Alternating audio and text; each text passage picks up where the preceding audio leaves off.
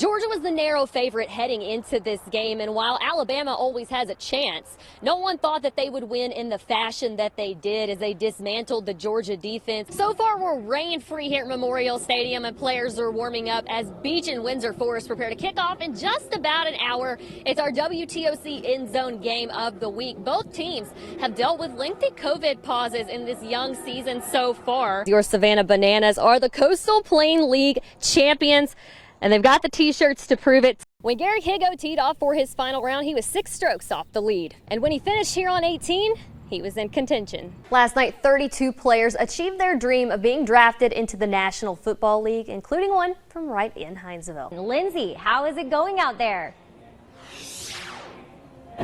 Amanda, you can see the players behind me. They've taken the field to start warming up, and the excitement just continues to grow. It's been loud and lively. Like many of us are adjusting to working from home or doing online classes, athletes are training virtually too. Me, the Bananas manager, Tyler Gillum, he's back for his 5th season here in Savannah. Coach, last year when we talked, you said that was going to be a special team, and they went on to win the championship. Tell us a little bit about this year's squad. They're off to a great start. Yeah, we got another great group of boys. Talented Alabama defense on Saturday.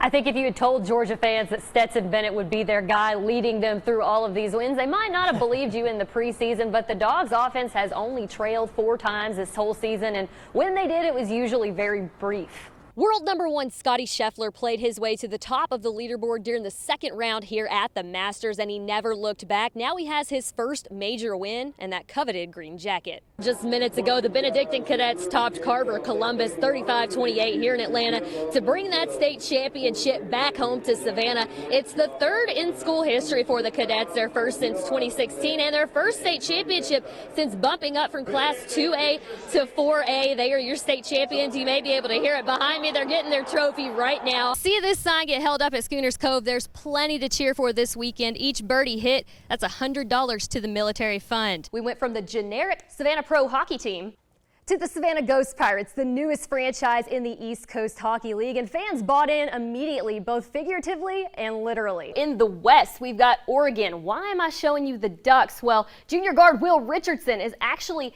a Hinesville native. Undue influence violations. Yeah, the Sharks' appeal was denied on Tuesday by the GHSA, who hit the program with forfeitures of 4 wins from this season.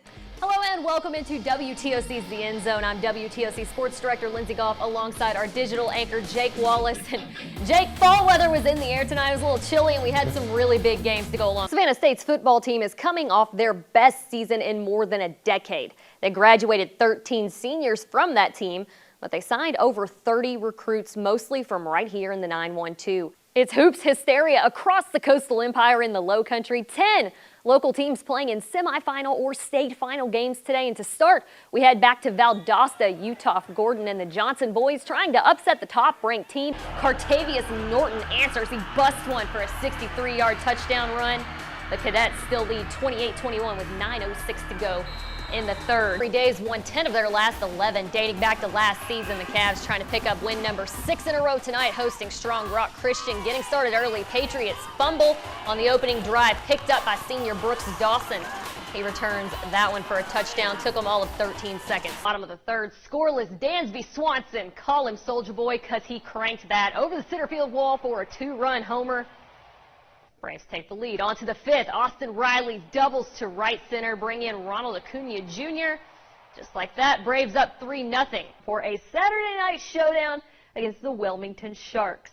The Bananas coming into the game with the best record in the league, and you know what the secret to the success is? Kick lines. We need more of those in baseball. When the Bananas won the Pettit Cup, the team was chanting one name.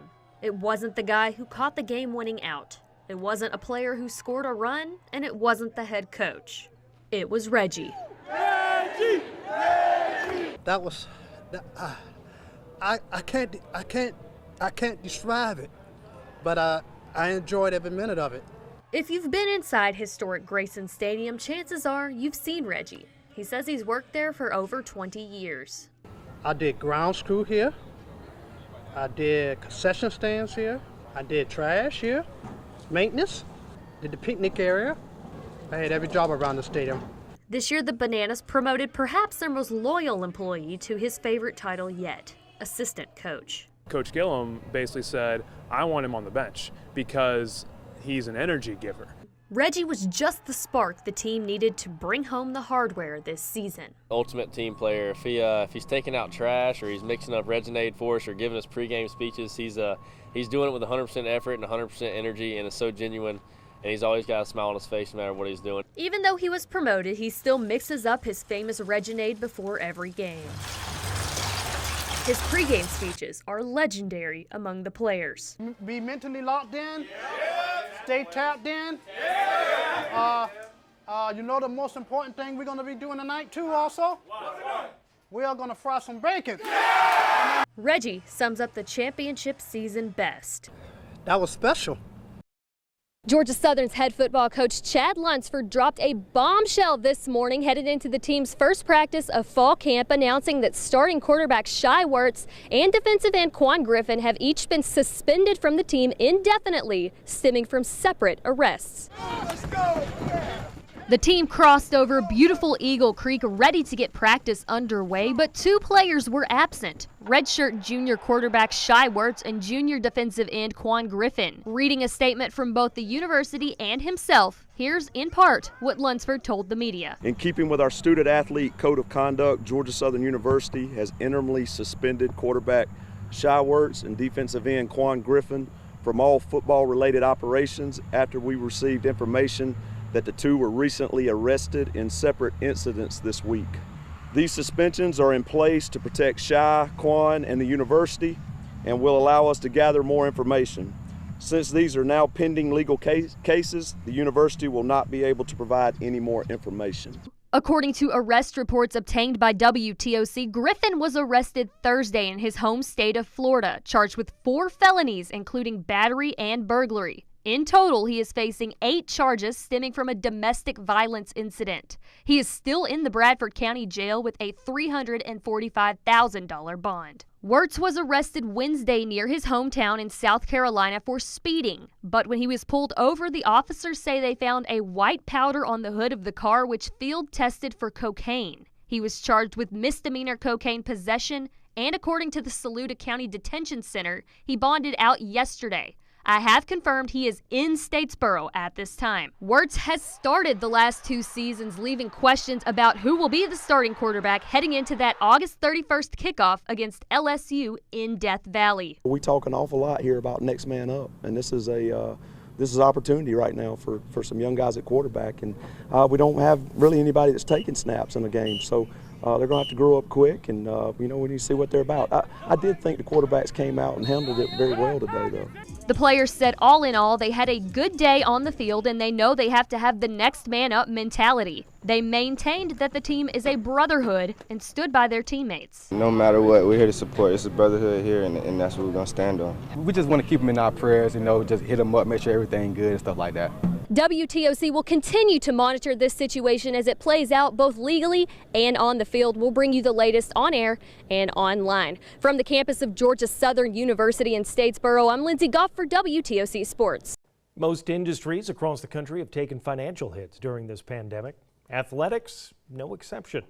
Our sports director, Lyndsey Gough, found out the cost is high for Georgia Southern Athletics to keep their student athletes safe while keeping their seasons going. She joins us now with more on her investigation. Through Freedom of Information Act requests and an interview with first-year athletic director Jared Benko, I learned that the athletic department will surpass the $1 million spending mark easily on COVID testing this school year, but they say that's simply the cost of doing business for this school year. Inside the Mercedes-Benz Superdome on December 23rd, 2020, Georgia Southern football became the first team in the country to reach the 13-game mark. It's something that isn't normally noteworthy, but in a year where canceling games was as commonplace as actually playing one, it was quite the feat. Each team can choose whether or not to accept a bowl bid, and some schools decided not to. But Georgia Southern Athletic Director Jared Benko said, for one, he felt the student athletes on the football team had earned the right to play, but also it actually helped generate income they may need to offset some major expenses. Unfortunately, we had some Thursday night games get canceled this year for whatnot, but for us playing on the 23rd on ESPN advertising wise, that's a 7-figure type asset. And that's great branding for the university. Records show that the athletic department entered into a contract with Macon Occupational Medicine, or MOM for short, on July 27th to help administer COVID tests to student athletes, coaches, and staff. The contract states that Macon Occupational will come on site 1 to 2 times weekly to test, and it is anticipated they will test up to 400 individuals each week. Macon Occupational will provide results 24 to 72 hours post-collection. It also states that Macon Occupational's medical director will provide medical direction should someone test positive and report that to the local Department of Public Health.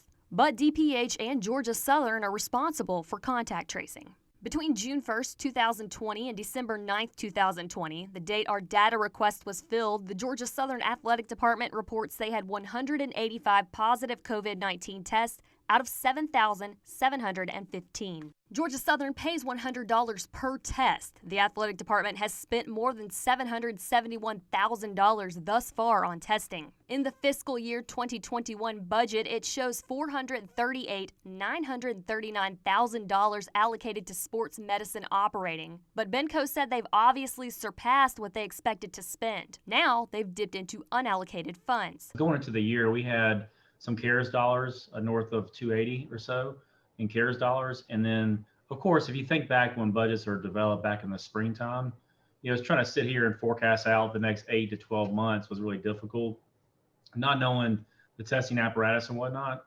And so we budgeted, conservatively, but yeah, obviously that number has been exceeded because of the amount of testing we're doing. Benco added they're also investing heavily into mental health services for student athletes during this time and relying heavily on fundraising to keep everything afloat, something he gives credit to the fan base and donors for helping with. Over at Savannah State, they are operating a little differently. According to athletic spokesman Joshua Peacock, all student athletes will have to submit proof of a negative test before they get on campus, and once they are on campus, they will be immediately administered an antigen test. They will also enter a bubble within their sports similar to the NBA's for the semester.